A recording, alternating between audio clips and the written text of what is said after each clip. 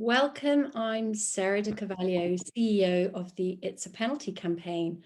Thank you so much for coming to this session as we launch the It's a Penalty campaign ahead of the Olympics and Paralympic Games in Tokyo, Japan.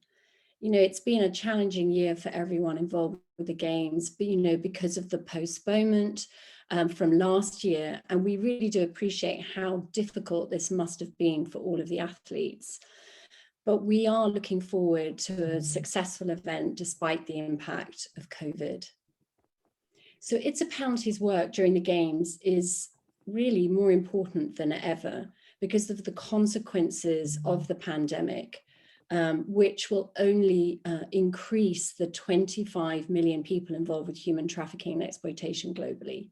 Human trafficking is the fastest growing illegal business in the world today. That's why we've all got to do something about it. And according to the United States State Department, Japan is a destination, source, and transit country for men, women, and children subjected to forced labor and sex exploitation.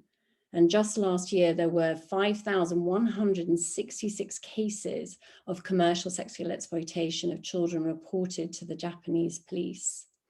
And the Tokyo Olympic Organizing Committee has asked us to define what is human trafficking on our 30-second campaign film and our educational materials as we run the campaign in Japan.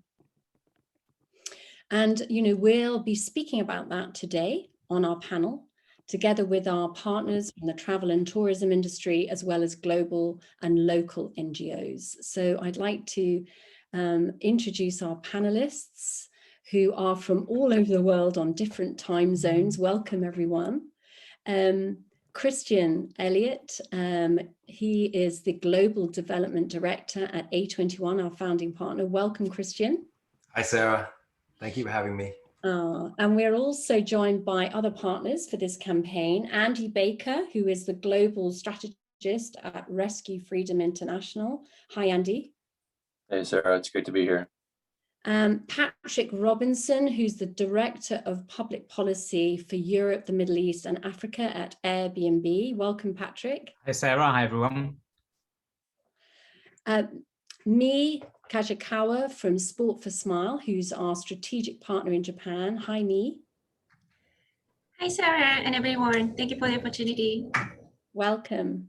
And Yuri Osborne from Zoe Japan. Hi, Yuri. Hi, Sarah. Very honored to be here. Oh, it's great to have you. And finally, Sharmila Wijeyakumar, also known as Sam, who is a survivor of human trafficking and today is Chief Operating Officer at Rahab's Daughters. Welcome, Sam. Hi, nice to be here.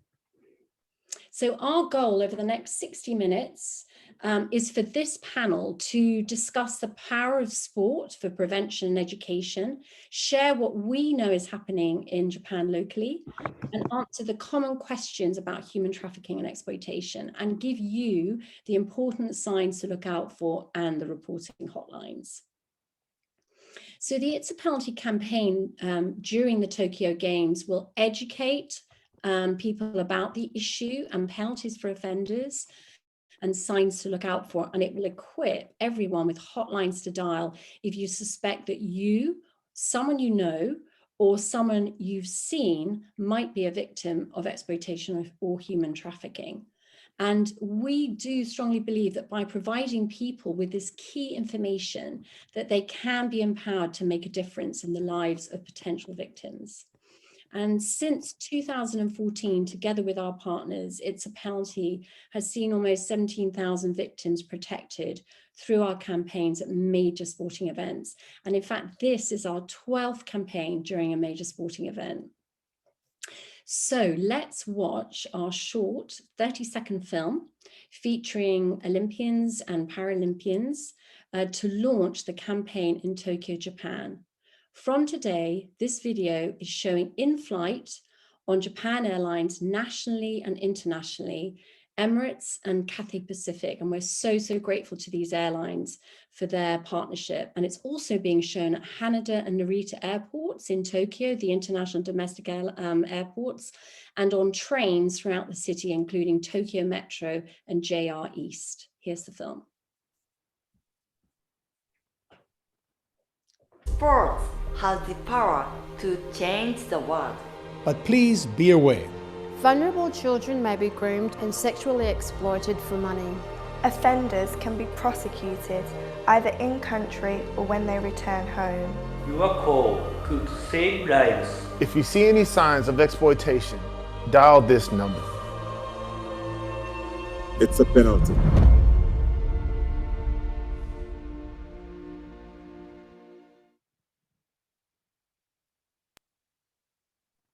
So that's a powerful message from Olympians and Paralympian champions who are standing with us against the exploitation and human trafficking. Now, we've also produced this poster in Japanese and English, which is educating about the signs to look out for and the hotlines. These posters will be distributed throughout Tokyo during the games. You can see the signs to look out for there in the hotlines. So now let's hear from our panelists. Christian, we are so grateful for A21's partnership with us. You're our founding partner, and we've done incredible work together over the years. Yes. And we're so glad to have you on this panel. Thank you. On our campaign collateral, we have defined human trafficking as forced labor or sexual exploitation by means of force, fraud, or coercion. So why is it so important to raise awareness about this issue? And why is it important for people to learn how to report potential trafficking activity in their own community? Yeah, sure. I mean, just to sort of take a step back just for the people viewing this, it's a colossal empire. It's a $150 billion criminal economy that affects millions of victims. I mean, tens of millions of victims, and even that's a conservative number. But because there are so many victims, whether it be the use of forced sex, the commercial sex industry, or whether it's labor itself or domestic servitude, etc., that basically means that billions of us are implicated, because there are billions of consumers, right? Some knowing and mostly not knowing. Yeah. And so for me, awareness it's so key, because it just being aware of that fact that you're a consumer, that you're actually fueling the fire of these things, and actually working out as an individual what we can do to put the fire out, to stop stoking the fire. And awareness is not only great for the intervention. I mean, we run hotlines around the world, and it's great. We've got a hotline that's been set up for this, which we'll hear about. But those hotlines actually procure real cases. They procure real interventions for victims, which is really important. But also, when you're getting this message out, if you imagine, a waterfall with a river, we don't want to be pulling injured and dead bodies out of the river. We want to say, don't jump in, go back, stop. And so awareness also brings prevention. And we don't know how many millions of people that's going to affect over time, because we can't measure it. But it's very, very important. Anyway, yeah, that's my take on it. Yeah, I mean, I think it's so true. And it's shocking, isn't it, to know that it generates $150 billion illegal dollars a year. Yeah, it's crazy. I know. But Christian, why are you so passionate about this subject? Well, it's probably more burdensome than passionate, but I guess if there was, the passionate side of it is, I mean, I've been doing this for a long time, almost 20 years. And I think when you've seen something over a long period of time, and when in the beginning stages you felt it was completely hopeless, to then actually see change, that helps. That's a helpful thing. Yes. Actually, for me, really, it's actually watching over the years, seeing victims, become survivors who lead independent lives, that become awesome people that are driven, that have really pushed this momentum out there. So people are actually getting the picture now. I mean, like 20 years ago, it was like speaking into an echo chamber. No one knew this was happening. It was like millions and millions of people. And it's like, guys, but but for me, it's about the survivors, seeing that change. These heroes are actually speaking up, and we're going to hear from one today. It's what drives us. Yes, it's so true. And, you know, I know that A21, you know, you also work with survivors and do incredible work. Very blessed to see it. But I think it's, for me personally, and that's one of the reasons that drives me to do what I do today. It's, you know, it's meeting, well, not only the victims, but meeting them once they have, you know, they're survivors. You know, and a lot of them today, you know, like Sam, are going to be hearing about her story later, but you know, Sam has gone on and now she started up her own NGO helping others, and you know, that's honestly what motivates me too. Thank you so much, Christian. Pleasure. Let's hear from Yuri at Zoe Japan, our local partner in Tokyo. Hi, Yuri. Hi. Thank you so much for all the work you're doing in Japan to help make this campaign such a success. And, you know, also your organization has been working diligently to, you know, prevent children from exploitation and abuse, including human trafficking. Could you tell us what the reality of the problem is in Japan? Yeah, of course. Thank you so much for this very important question. And before we dive into that, I will briefly would like to mention two things. And the first thing is that this term human trafficking, like Christian mentioned, it is very widely known right now globally. But in Japan, it is still a very, very foreign concept to many people, and not many people know that it is still happening in Japan as an issue today. So that's the first one. And the second thing is that I am Japanese. I was born and raised here. I love Japan. And so when I talk about these issues of, you know, reality of human trafficking in Japan, please know that I don't have any intentions to criticize my own country or the government. We as Zoe just seek to serve with whatever we can to help vulnerable people. With that being said, I would like to introduce some numbers and facts about the human trafficking issues in Japan. And yeah, thank you for sharing that. So the first one, this statistic is stated by Global Slavery Index 2018 report. 37,000 people are living in conditions of modern day slavery in Japan. And some advocates even say as many as 100,000 victims today. But it is very difficult to get the actual numbers because a lot of survivors face difficulties speaking up about their experience because of lack of awareness in our society, that it makes them very difficult to get the appropriate legal and medical and also emotional support when they speak up. So that's another reason why we don't really have that accurate actual number.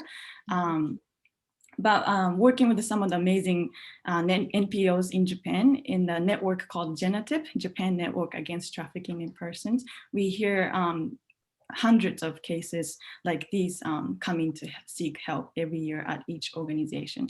So this number can be actually much more. So what are the issues of human trafficking in Japan? And I would like to introduce three main categories shown on the slide. And there are more forms of trafficking in Japan, and it's more complicated. Many other things are intertwined with each other, but since I have a couple minutes to explain, I have these three things, but please know that there are more than just this slide. And the first one is sex trafficking. Just like many other countries, we also have sex trafficking issues here in Japan. And main forms are forced prostitution and forced appearance in pornography. And when I say this word forced, it doesn't necessarily mean someone kidnaps you and puts a gun to your head and puts you in a cage and then you have no choice but to obey someone. It's not like that most of the cases. Often traffickers use just make them do against their will through manipulation, threat, deception and taking advantage of someone's vulnerability. And for example, vulnerability can be poverty issue that can easily lead to debt bondage and illegal status of visa and runaway kids, desperate situations, and the list goes on. But the point is that traffickers use invisible chains to trap them and exploit them and keep them in the relationship that is exploiting. So those are the main things here. And moving on to labor trafficking issue, the most common way that people are trafficked is through technical intern training program. And this program is meant to help companies in Japan gain increased labor force and also to help interns from mainly Southeast Asian countries and East Asian countries gain technical skills and experience working in Japan. So it is kind of like a exchange program for working interns, and it's meant for something good. But unfortunately, not all interns are exploited and trafficked, but we have found out many interns actually have been exploited under this program by some of the employers. For example, they have extensive long hours with almost no payment, and they have debt that they have to pay back, and until then they don't have any free will. And some people, their passports are taken away, and forced abortion and sexual violence, all these things are reported over the past decade. So this is also another problem that we're facing. And the Ministry of Justice has actually released in their official press release that 171 interns had actually died while in this program between 2012 to 2017. And some people say that that number is just the ice of the tipberg, because not all the companies report their employees' deaths and injuries and accidents, also sorts of things. So yeah. And lastly, child trafficking, which Zoe put our primary focus on. And I wanted to highlight these two statistics.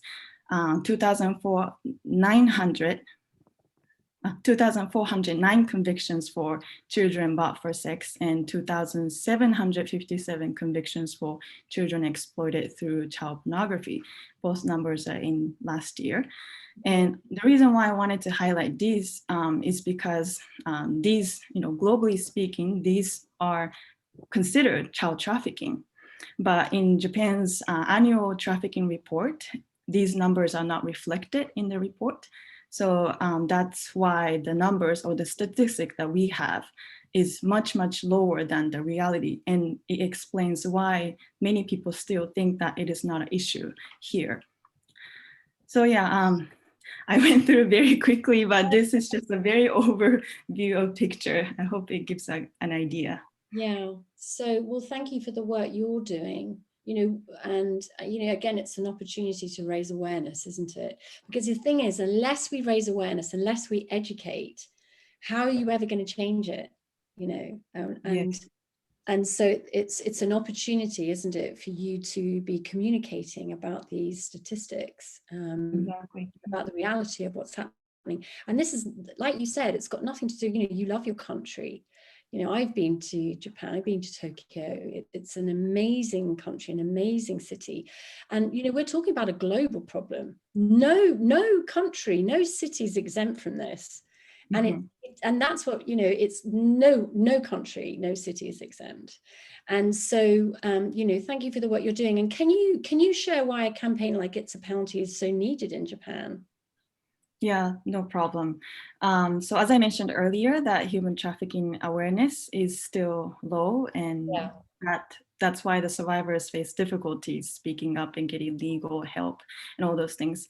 And we also have seen and heard many responses where whenever we talk about these issues, where not many people want to talk about this, or, because it can be very scary and dark and serious, and we understand that feeling. But I believe we have to start talking talking about this, because it is happening everywhere in your neighborhood. And unless we raise awareness about it, and we cannot make any changes in our society. So yeah, I believe we have to put an end to this kind of perception where survivors are silenced and not able to speak up to seek help, you know, because they tend to feel that their stories need to be hidden and something that they have to just endure what they have experienced. Of course, we need to consider the context of, you know, regarding when and how to talk about this, but we definitely need more and more people to know about this and start speaking for those who cannot speak for themselves. And that is why these top level athletes being role models to speak up and shine a light on this issue is absolutely amazing and impactful to our society. And to see them care about justice and express their passion against this, you know, kind of crime in the video, you know, to protect and to encourage people to make a report is very positive influence on many young people and children here. As you know, a lot of people look up to those athletes, you know, as role models, and, you know, they achieve something so honorable and they dedicated their whole life to that. So their words can be much more inspiring and impactful to the society to start doing something about this. And I believe It's a Penalty campaign is a great place to start the fire for people and also for local NGOs like us to continue fighting for justice and protecting the rights of survivors. And we have amazing NPOs and NGOs working and tackling this issue so many years. We still have a lot of work to do, and we need as much support as we can get. And I believe and hope that It's a Penalty Tokyo campaign will bring an impact and a great momentum to our society to know about this and take actions to change the reality of human trafficking. That's great, thank you. And, you know, we're hoping it leaves a good legacy for your lovely. Absolutely. Yes, thank you so much. We have today on our panel Sam, who is a survivor of human trafficking. And Sam today leads the Rahab's Daughters, an NGO, and also they'll be overseeing the operation of a new hotline that we're setting up in Japanese and English for our campaign in Japan during the Games. Sam, thank you so much for being with us today, for working with us, for partnering with us, and for also being willing to share your story. Can you give us a brief overview of your story and how you were trafficked during a major sporting event? Yeah, absolutely. So first of all, thank you so much, Sarah. It's an honor to be here. And I really appreciate everyone's efforts to work on this issue. I was 16 when it happened to me, and it was something that, you know, was unexpected. I mean, I came from a typical middle-class family. You know, my parents worked. I went to private school. It wasn't something that people normally imagine a trafficking survivor coming from in terms of socioeconomic or ethnic or, you know, any of those sorts of origins. And, you know, it's what we see more and more is that it can happen to anyone. But for me, I was a kid who was bullied quite a lot in school. And so I often isolated myself, which made it much easier for traffickers to continue that isolation process. And I was, you know, basically my situation was that I just had been bullied so much that I ran away from home. And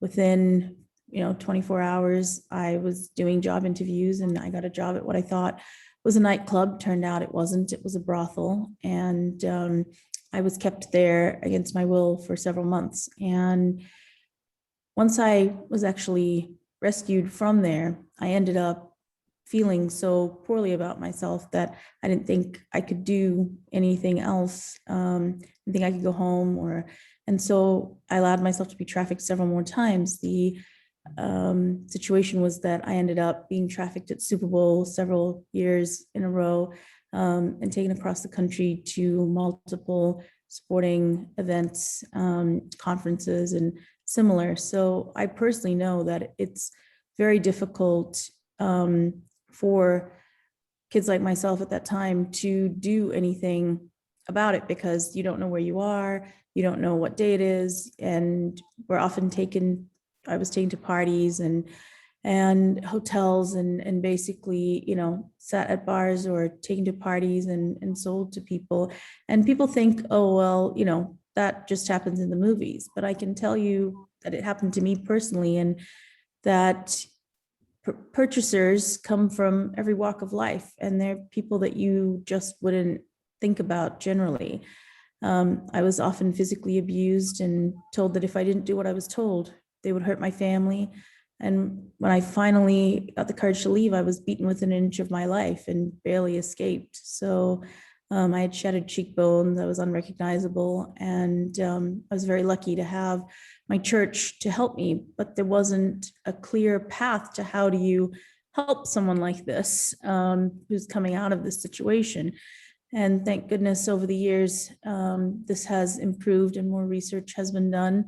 But for years, I couldn't have anything in my name for fear that I'd be found by my traffickers. And, you know, what I've found is that sporting events can be places where victims are brought to just because there's a large amount of people converging on a single city. So it's not the event itself, but really everyone who's coming, who are making poor choices about cheap labor or the purchase of sex.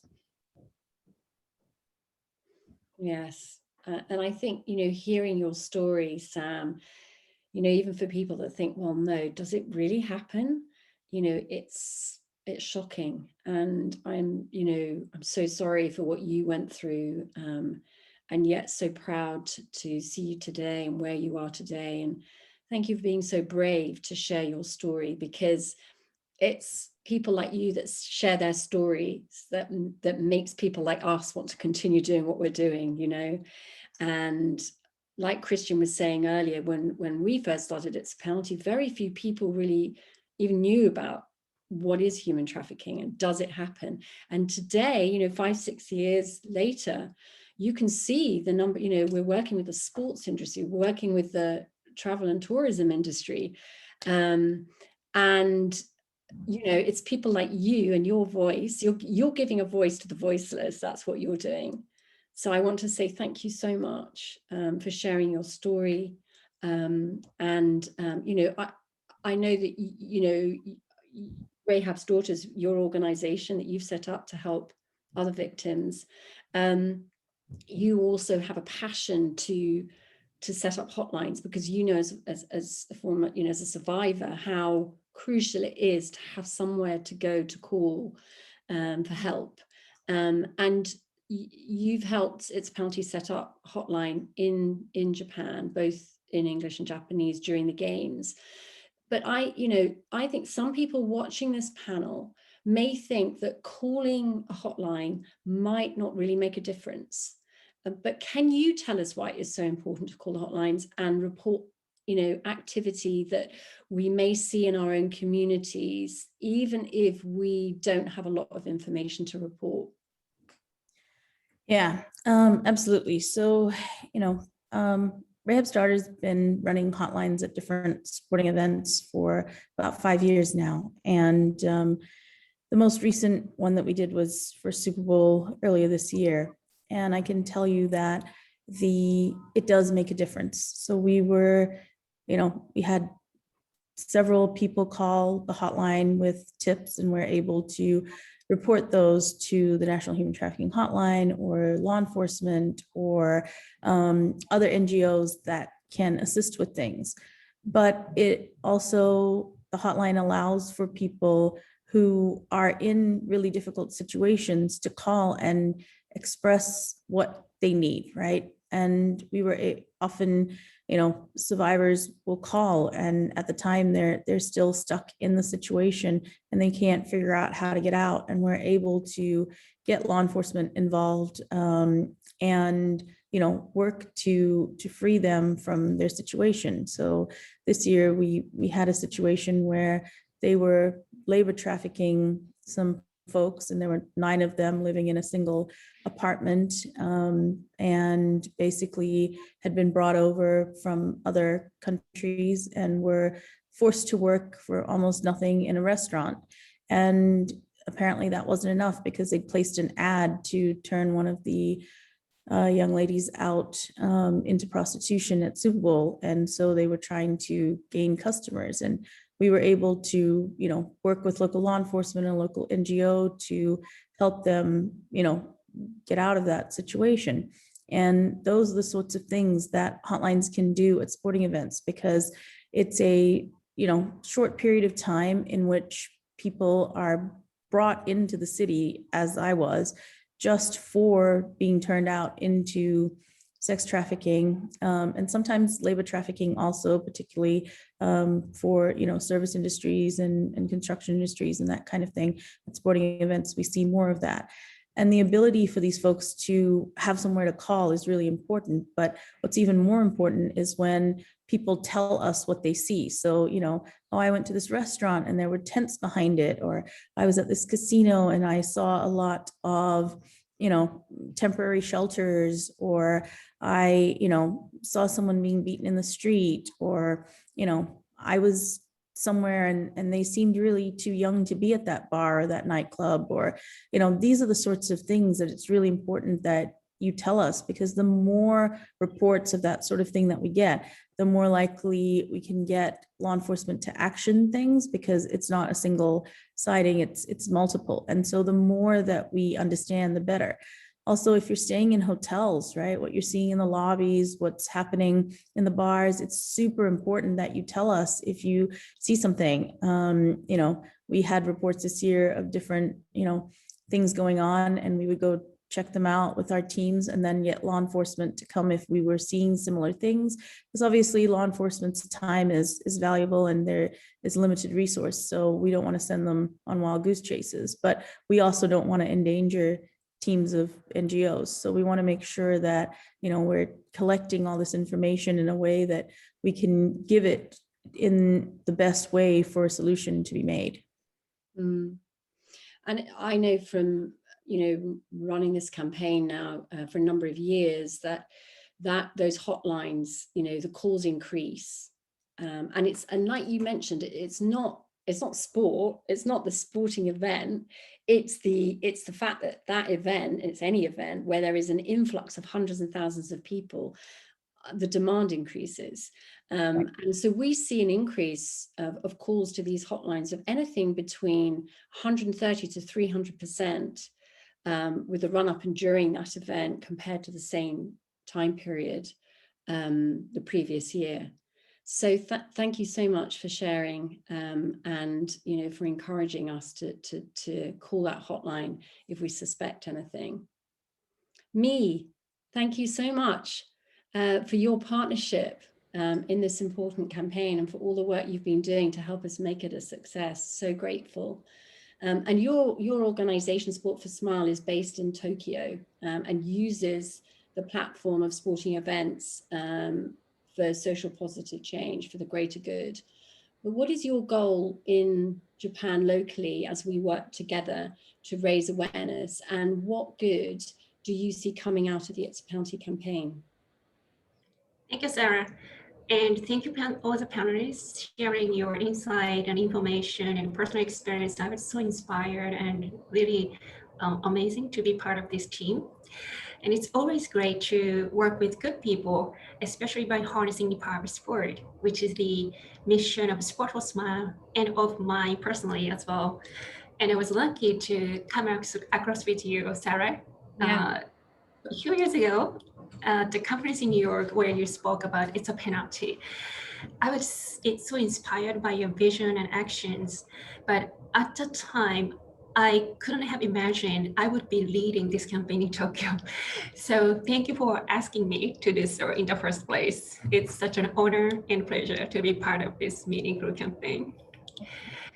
And greeting to audience, good morning, good afternoon, or good evening, depending on where you are. Thank you for your participation. As introduced, since I established the Sport for Smile 10 years ago, we have been always trying to deliver the power of sport to people in the most need, most vulnerable people. So even though we didn't have enough experience with human trafficking, I thought it was a best opportunity for Japan to know about this critical global issue and to take action through the power of sport. And when Sarah asked me to partner with It's a Penalty, I actually didn't hesitate at all, or even felt that it was our responsibility to take it. Fortunately, we got experts in human trafficking like Zoe Japan, represented by Yuri today, and as Yuri mentioned, Genatip, the network in Japan, as well as Simon's Rahab's daughters. All together, we are working on it. And we really appreciate their efforts to establish the first ever exclusive hotline for human trafficking in Japan, which will be continuously used after the official campaign term, which is a big legacy of It's a Penalty Tokyo campaign. So we really appreciate your efforts, everyone. And also, we hope our campaign can reach out to as many survivors as possible, as well as raise awareness of human trafficking throughout the campaign and afterwards. Another amazing thing about It's a Penalty Tokyo campaign is that, as Sarah mentioned, we got great local collaborators, including JAL and AMA, the two major Japan's airlines, Narita and Haneda airports, JR East, and the Tokyo Metro. So our posters and videos will be displayed at visible places on these major transportation channels in the big city of Tokyo and around. So big thank you to them as well.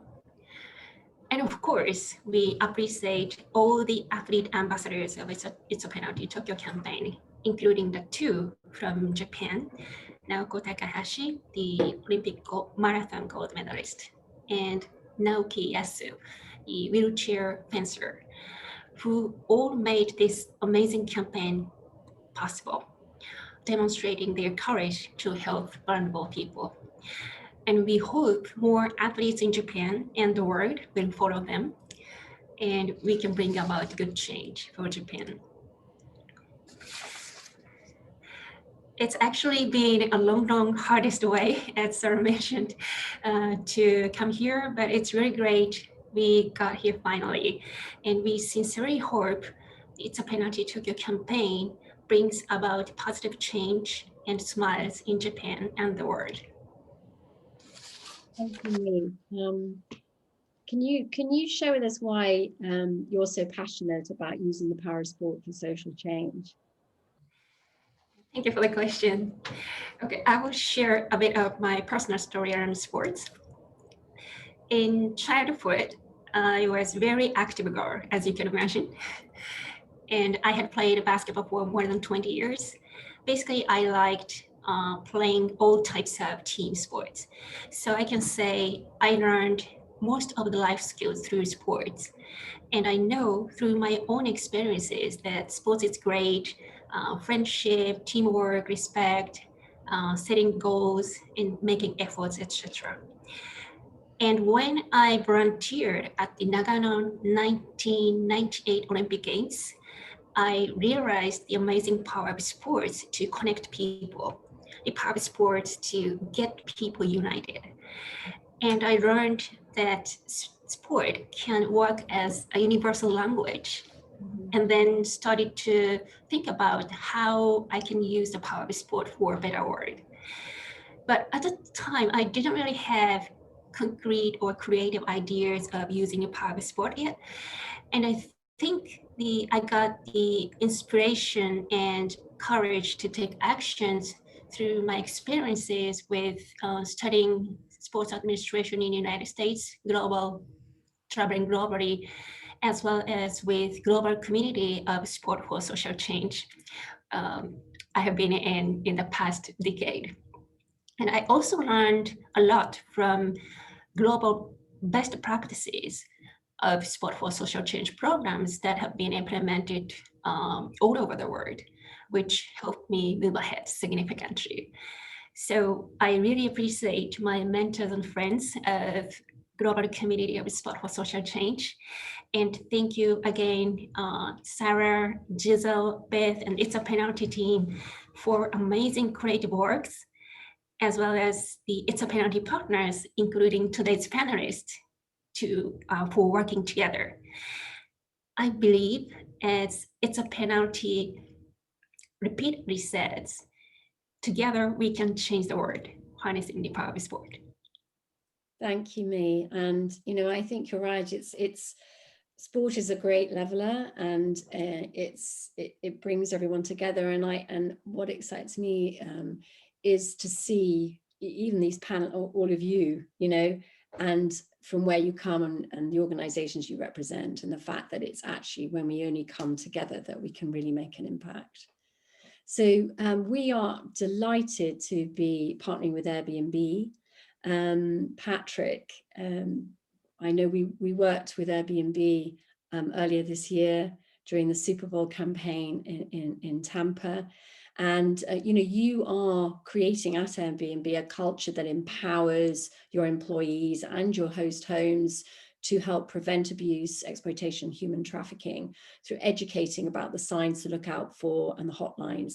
Can you explain why Airbnb is so committed to this? Yeah, thank you, Sarah. We're very proud to be partnering with you too. We are committed to this because we believe that travel should always be a force for good in the world, and that companies like us can play a really key role in raising awareness of issues like human trafficking, but I think more importantly, taking action against it. So we're a community-driven hospitality company, and we connect guests from around the world to more than 5 million unique places to stay in more than 100,000 cities around the world. And as Sarah said earlier, we know that big sporting events can, and indeed all big events, can provide those conditions for increased amounts of human trafficking and exploitation. And that is why we proudly partnered with It's a Penalty in the Super Bowl in the US earlier this year. And as so many of the panelists have said already, awareness is such an important part of the solution. And around the Super Bowl, with It's a Penalty, we developed information for our community of hosts, the people who are actually welcoming guests to their city, about how to identify risk, how to identify potential human trafficking and exploitation, and most importantly, how to report it. And we're really looking forward to building on that experience ahead of the Olympics and Paralympics in Tokyo. And this is an issue that we, and when I speak to our community as well, they take incredibly seriously. So we need to go beyond just raising awareness. We actually need to be preparing ourselves and anticipating what could happen. So from our perspective, all reservations on Airbnb are scored for risks before they're confirmed. And we use very clever predictive analytics, machine learning to evaluate hundreds of signals that help us to flag and investigate suspicious activity before it happens. And while no background check system is infallible, we also screen our hosts and our guests against regulatory terrorist sanctions watch lists to really help keep people safe. And we've spent a lot of time building internal expertise in this area as well. And our law enforcement and compliance teams include former law enforcement officers and experts who really know how to partner with organizations and authorities on the ground in markets all over the world. And these teams are the ones that are really taking action to confront human trafficking and support those ongoing investigations. And partnership is such a crucial element of what we do at Airbnb. And since 2018, we've partnered with Polaris, which is the leading anti-trafficking organization that operates the US hotline. Yeah. And with their guidance, as Sarah said, we've trained our customer-facing teams and our internal crisis managers, and also developed training materials for our hosts and our guests so that they have a better understanding of how trafficking happens, what they need to be looking out for, and who to report it to. And as well as Polaris, we work with Interpol and with the US National Center for Missing and Exploited Children. And then finally, because it's so critically important for the whole travel sector to work together, we're proud to be a founding member of the World Travel and Tourism Council's Global Task Force to help prevent and combat human trafficking. So we know there's lots more work to be done, and it starts again in the run-up to the Olympics and Paralympics later on this month. But exploitation and trafficking are still too common. But we at Airbnb are really eager to use our global reach to help the effort to end it once and for all. Yeah, well, I just want to say thank you for the work that Airbnb are doing. I think it's exemplary to the rest of the travel and tourism industry. And, a lot of us use Airbnb, and it's just so comforting to know the position you're taking. And indeed, if you look across, right to the airlines, how the airlines, the airports, everyone is coming together because we say no to it. And, it's all about leaving a positive legacy as well. So thank you so much for the work that you're doing, and thank you for your partnership. It's wonderful working with you. Rescue Freedom International is a major partner of It's a Penalty, doing great work around the world. And Andy, welcome. You support organizations globally, and very important work that has impacted local communities. And given the fact that the problem of child exploitation and human trafficking is not really spoken about as much in Japan, how do you see this campaign making an impact? Yeah, thanks, Sarah, for the question. It's great to be here. Thanks to everyone on the panel and for everyone that's watching. I'm very passionate about protecting young lives, and I love that this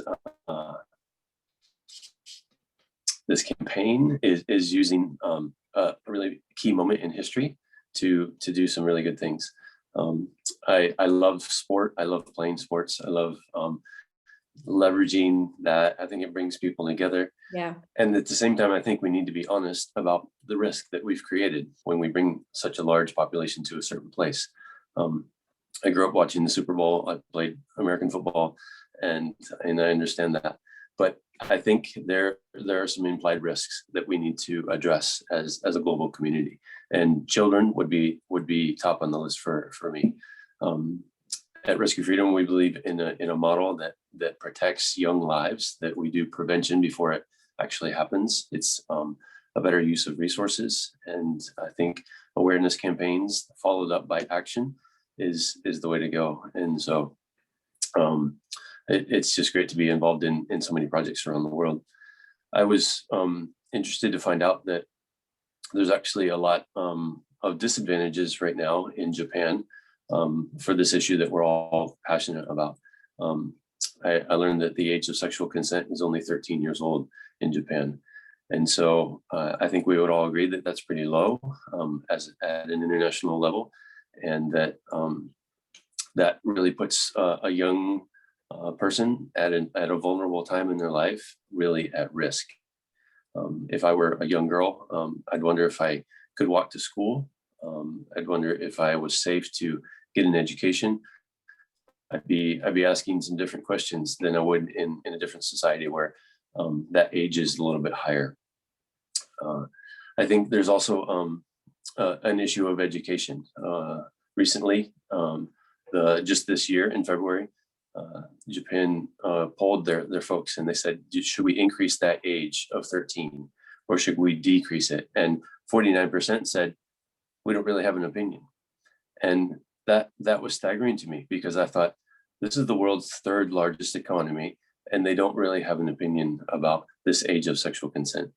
And so I think awareness campaigns like this, I think shedding light on international standards that are essentially agreed upon by other countries and other organizations that have a lot of leverage and clout, should be involved in this fight against keeping children, young girls, young boys, away from the risks that are implied.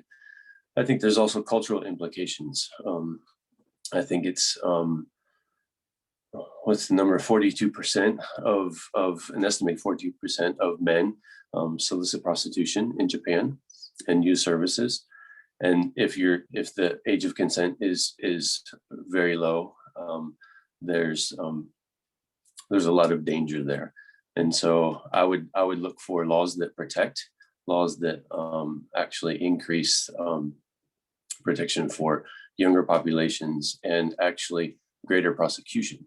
The number of prosecutions is staggeringly low in Japan right now, and I'm a bit leery of bringing it into a place where law is just not protecting vulnerable populations. So I think we're onto something that's really great. I think we have a lot of work to do. It's I definitely want to see the positive side of bringing folks together, but I really appreciate folks that are on the ground, folks that are actually paying attention to the need, and they're there. So the hotline is amazing. We use hotlines in several of the countries that we work in around the world, and they actually do work. They even during COVID, we were able to help folks across borders. Borders were closed, but hotlines actually helped us connect folks to services. Yeah. And so it's an amazing effort. I want to thank everyone here that's working on that. Those of you that are going to be in Japan. And Sarah, thanks for all of your efforts with It's a Penalty. We love that you leverage the power of sport, and when people come together to actually make some change in the world. So congratulations. It's really an honor to have listened and to be here with all of you. Thank you so much, Andy. And I think I just want to add to that, you know, that often people think that human trafficking involves someone being trafficked across borders, and whilst, you know, kidnapped almost and trafficked across borders, and whilst that is one form of human trafficking, a vast majority of girls and boys are often trafficked by people they know within their own communities. Yeah. So we're coming to a close now, almost a close. But I just want to say to everybody watching that you can all make a difference, and you can help us by following It's Penalty on social media, and by sharing the film that you saw earlier, the 30-second campaign film that's currently being shown on Japan Airlines and Cathay Pacific and Emirates, as well as at the airports in Tokyo, Narita and Haneda, and also the Metro, Tokyo Metro and JR East. Please follow us on social media and share that video so we can get it out as far and wide as possible. And also share our posts during the games. And you can tell people about our campaign, you know, by visiting our website, itspenalty.org, familiarizing yourself with the signs to look out for. And you can also go to Make a Report. There's a page that we have on our website called Make a Report, where we use a map of the world, which we're going to show you now. So if you go to itspenalty.org, click on Make a Report, this map of the world will appear. And wherever you are in the world, you can put your cursor over that part of the world, and it will come up with a list of hotlines that you can dial, whether you're a victim or you suspect you've seen something. We'd also like to emphasize how important it is to share the It's a Penalty messages to others, so to your community, to your friends, and also your family. So I'd like to thank all of my panelists for being with us today. Christian Elliott from A21, thanks Christian. Yuri Osborne from Zoe Japan, thank you so much, Yuri, for joining us today. Sam from Rahab's Daughters, thank you, Sam, for sharing your story as a survivor. Thank you so much. Also me, Kajikawa from Sport for Smile, our strategic partner in Japan, thanks me. Patrick Robinson from Airbnb, and also Andy Baker from Rescue Freedom International. And we also want to thank all of our partners listed here for their support of this campaign. Without working together, we don't have a campaign and we don't have the impact that we want to have. So thank you everyone for your partnership in this campaign. And I also want to say thank you to everyone for watching. Thank you.